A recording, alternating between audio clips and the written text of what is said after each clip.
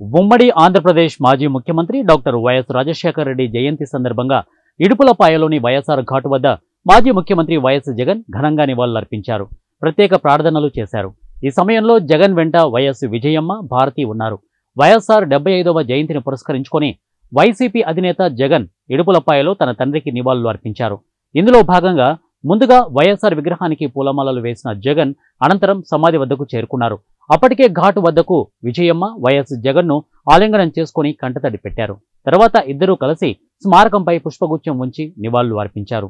YCP అధికారం కోల్పోయిన తర్వాత జగన్, విజయమ్మ కలవడం ఇదే తొలిసారి. ఈ కార్యక్రమంలో పలువురు వైసీపీ ఎంపీలు, ఎమ్మెల్యేలు, ఎమ్మెల్సీలు, మాజీ మంత్రులు, మాజీ ఎమ్మెల్యేలు, స్థానిక ప్రజాప్రతినిధులు, కార్యకర్తలు, అభిమానులు